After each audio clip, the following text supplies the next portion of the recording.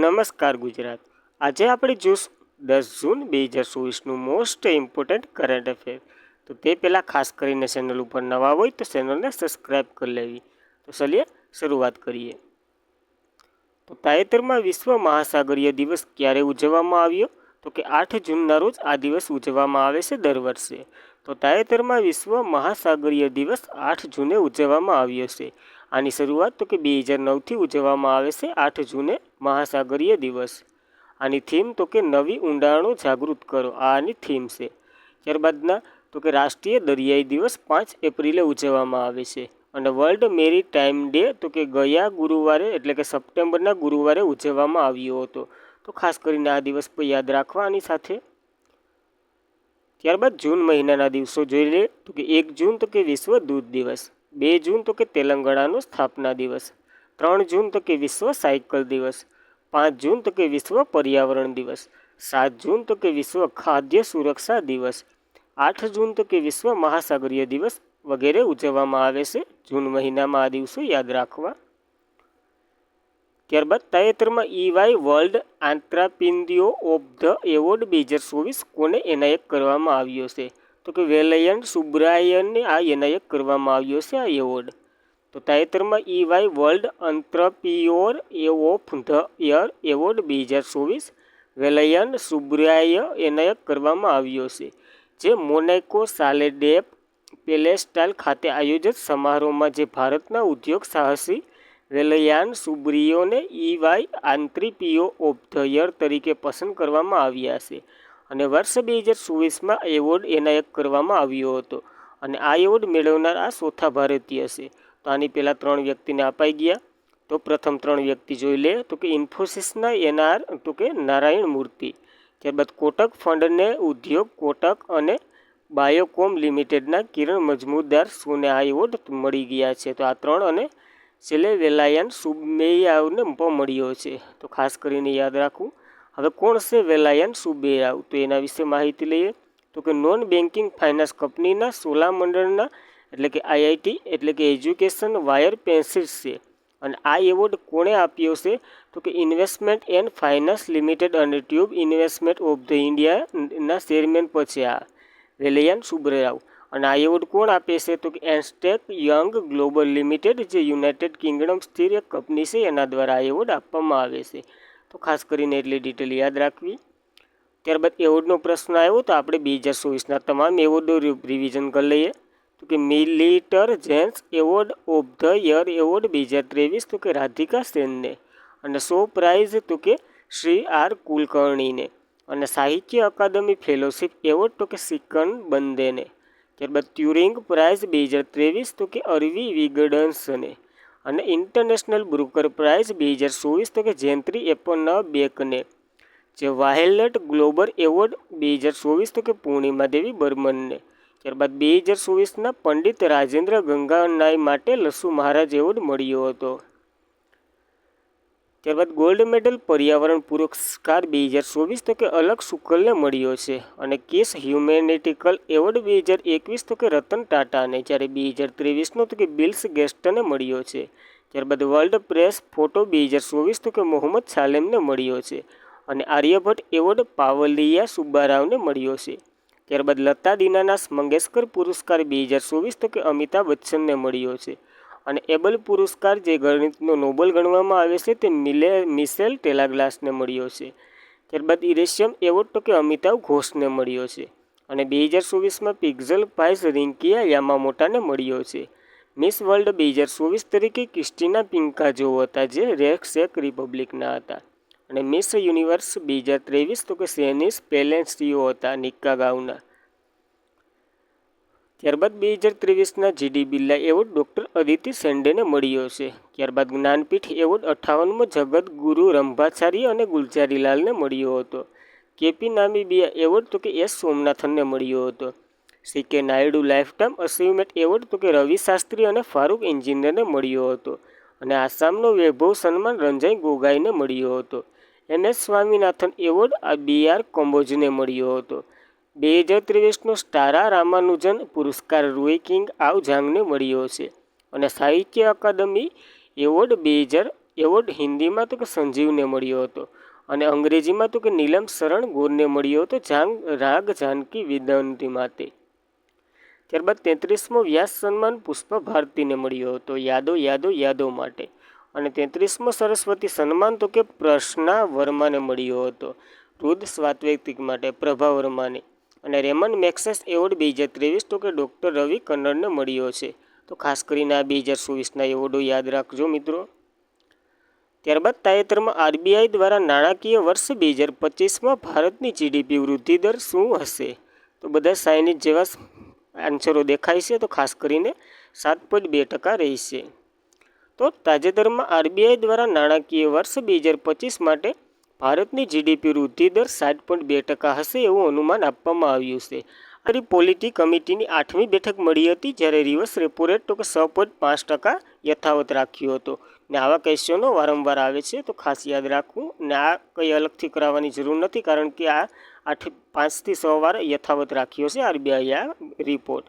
ત્યારબાદ આરબીઆઈની વાત કરીએ તો 1 એપ્રિલ 1935ના તો રોજ તેની રચના થઈ હતી યંગ હિલ્ટન કમિશનના આધારે. અને રાજ્યપાલ તો કે શક્તિકાંત દાસે 25માં નંબરના એટલે કે અધ્યક્ષ ગવર્નર તરીકે. અને પહેલા બ્રિટિશ ગવર્નર તો કે સર ઓસ્બોર્ન સ્મિથ છે. ત્યારબાદ પ્રથમ ભારતીય સરકારી ગવર્નર તરીકે સીડી દેશમુખ હતા. તો ખાસ કરીને આરબીઆઈ વિશે એટલી યાદ રાખવી માહિતી.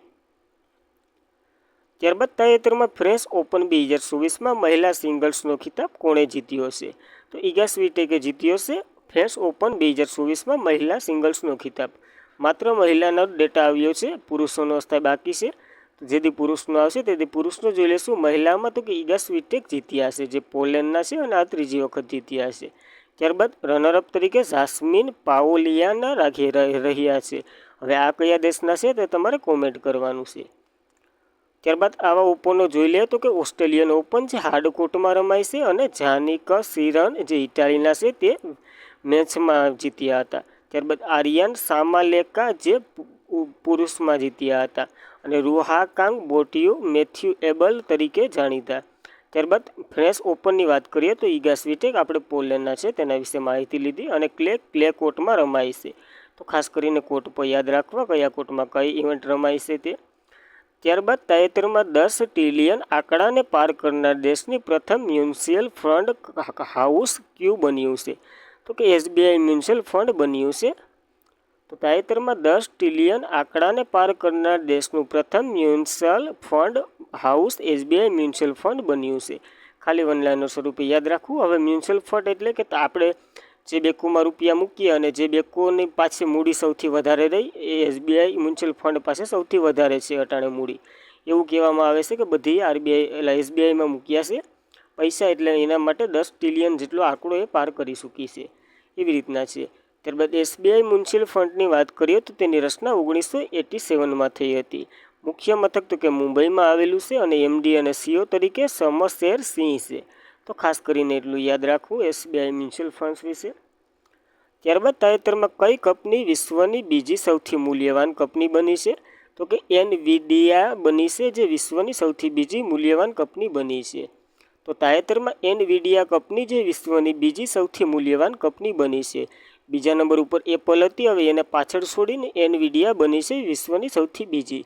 આ તો કે બોમ્બાર્ડીના રિપોર્ટ અનુસાર કહેવામાં આવે છે. જે માઇક્રોસોફ્ટ વિશ્વની સૌથી મૂલ્યવાન કંપની છે. ત્યારબાદ એનડીવી અને ત્યારબાદ એપલ ત્રીજા ક્રમે આવે છે. તો ખાસ કરીને આ ક્રમ યાદ રાખવો. ત્યારબાદ કયા દેશમાં 2024માં સંયુક્ત રાષ્ટ્ર સુરક્ષા પરિષદમાં કામચલાઉ સભ્ય તરીકે ચૂંટવામાં આવ્યો નથી? એટલે કે નીચેનામાંથી કયો દેશ એવો છે જેને ચૂંટવામાં નથી આવ્યો 2024ના કામચલાઉ સભ્ય તરીકે? તો કે ભારતને ચૂંટવામાં નથી આવ્યું. નકર આ પાકિસ્તાન સોમાલિયા ને એ બધીને ચૂંટવામાં આવી ગયા છે. પાકિસ્તાન વિશ્વાસ નથી આવતો. ત્યારબાદ ભારત દેશ 2024માં સંયુક્ત રાષ્ટ્ર સુરક્ષા પરિષદના કામચલાઉ સભ્ય તરીકે ચૂંટવામાં આવ્યો નથી. ત્યારે સંયુક્ત રાષ્ટ્ર મહાસભાએ પાકિસ્તાન, સોમાલિયા, પનામા, ડેનમાર્ક, ગ્રીસને સંયુક્ત રાષ્ટ્ર સુરક્ષા પરિષદના નવા અસ્થાયી સભ્ય તરીકે ચૂંટવામાં આવ્યા છે. જેઓ 1 જાન્યુઆરી 2025થી શરૂ થતા 2 વર્ષીય કાર્યકાળ તરીકે ચૂંટાયા છે. એટલે કે આ જે બધી ચૂંટાયા એ 2 વર્ષ સુધી કાર્યકાળ સંભાળશે.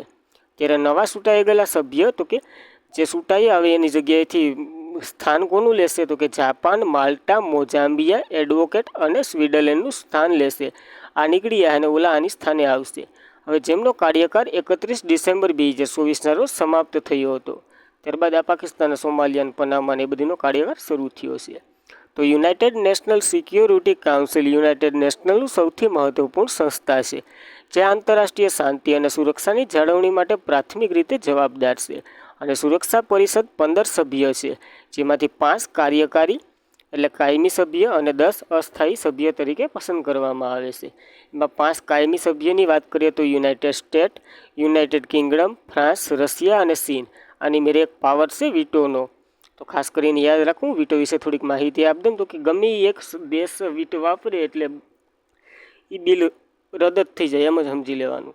ત્યારબાદ 10 અસ્થાયી સભ્ય 2 વર્ષ માટે ચૂંટવામાં આવે છે. અને ભારત આ 8 વખત સંયુક્ત રાષ્ટ્ર સુરક્ષા પરિષદના અસ્થાયી સભ્ય તરીકે ચૂંટાઈ ગયા છે. 2021-22માં ચૂંટાઈ ગયો હતો. ત્યારબાદ આમાં વારો ન થયો. ત્યારબાદ યુનાઇટેડ નેશનલ 2024, એની રચના તો કે 24 ઓક્ટોબર 1945માં થઈ હતી. મુખ્ય મથક તો કે ન્યૂયોર્ક આવેલું છે યુએસમાં. અને સેક્રેટરી જનરલ તરીકે ઓન્ટિનિયો ગુટેરસ છે. જ્યારે 193 સભ્ય છે અને છેલ્લો તો કે સાઉથ સુદાન હેઠયો હતો. અને 79મી અધ્યક્ષતા તરીકે ફિમોલ યાંગ બન્યા છે, જે કેમરૂનના છે. તો ખાસ કરીને આ યાદ રાખવા. અને 78ના કોણ હતા એ તમારે યાદ સુધી કોમેન્ટ કરવાનું છે. ત્યારબાદ 73માં પીએન મેસ્ટી લાઈફ ઇન્ડિયાના એમડી અને સીઓ તરીકે કોણ ચૂંટાયા છે? તો કે સમીર બંસલ ચૂંટાયા છે. આ પીએનબી મેન્ટ્રી લાઈફ ઇન્ડિયાના એમડી અને સીઓ તરીકે. તો કે પંજાબ નેશનલ બેંક છે, એની એક લાઈફ ઇન્સ્યોરન્સની જે કંપની આલે છે એના અંતર્ગત તો કે એમના સીઓ તરીકે સમીર બંસલને ચૂંટવામાં આવ્યા છે. આ તો કે આશીષ શ્રીવાસ્તવનું સ્થાન લેશે. તો ખાસ કરીને એટલું યાદ રાખવું વનલાઈનર સ્વરૂપે. ત્યારબાદ 2024માં તીરંદાજી એશિયન કપ સિરંજ પુયુ સ્પર્ધા, જે ભારત માટે એકમાત્ર સુવર્ણ ચંદ્રક કોણે જીત્યું છે? તો કે કુમુદી સેને જીત્યું છે આ એક ચંદ્રક, એટલે કે ગોલ્ડ મેડલ આવ્યું છે. તો 2024માં તીરંદાજી એશિયન કપ સિરંજ સિઝન 2 જે સ્પર્ધા તો કે ભારત માટે એકમાત્ર ગોલ્ડ મેડલ કુમુદુ સેનની જીતી આવ્યા છે. તો તીરંદાજી એશિયન કપ 2024 તો કે શરણ 3-4 એટલે કે 4થી 9 નવેમ્બર 2024 દરમિયાન દક્ષિણ કોરિયાના શહેરમાં યોજાઈ હતી. અને કુમુદા સેનદી એ આ ભારતના એકમાત્ર ગોલ્ડ મેડલ જીત્યા હતા. જ્યારે 5 મેડલ ટોટલ ભારતે જીત્યા હતા. 1 ગોલ્ડ, 2 સિલ્વર અને 2 બ્રોન્ઝ. જે વ્યક્તિગત કેટેગરીમાં 1 ગોલ્ડ જ આવ્યું છે, નકર આ બધી ટીમોમાં આવ્યા છે 2 સિલ્વર ને 2 બ્રોન્ઝ. ત્યારબાદ કુમુદી સેન મહિલા કપ વ્યક્તિગત ઇવેન્ટમાં જીતી આવ્યા છે. ત્યારબાદ આ વર્ષે 2024માં તીરંદાજી એશિયન કપ આ ત્રીજી સ્પર્ધા હતી, જેનો ત્રીજો તબક્કો પણ કહેવામાં આવે છે. તો તોરાજી એશિયન કપ સ્ટેટ 1 તો કે ફેબ્રુઆરીમાં બગદાદ ઇરાકમાં યોજાઈ હતી. જ્યારે બીજો તબક્કો તો કે બેંકોક થાઇલેન્ડમાં યોજાઈ હતી અને તે રદ કરવામાં આવી હતી. તો ખાલી રમાઈ 3-3, આ થાઇલેન્ડવાળી રદ કરી દીધી હતી. તો ખાસ કરીને આ 2 યોજાઈ ગઈ ને આ ત્રીજો તબક્કો ચાલી રહ્યો છે. ત્યારબાદ 73માં ESIC એમ્પ્લાઇડ એટલે કે એમ્પ્લોયન્ટ સ્ટેટ ઇન્સ્યોરન્સ કોર્પોરેશનના ડાયરેક્ટર જનરલ તરીકે કોણ બન્યા છે? તો કમલા કિશોર સોનને બનાવવામાં આવ્યા છે. કોના ડાયરેક્ટર જનરલ તરીકે? એમ્પ્લોયન્ટ સ્ટેટ ઇન્સ્યોરન્સના કોર્પોરેશનના ડાયરેક્ટર જનરલ તરીકે કમલા કિશોરન બન્યા છે. તો ખાસ કરીને યાદ રાખો વનલાઈનર સ્વરૂપે. તો મિત્રો આજના માટે એટલું. વિડીયો પસંદ આવે તો લાઇક, શેર અને તમારા મિત્રો સુધી શેર કરો. જય હિન્દ, જય ભારત.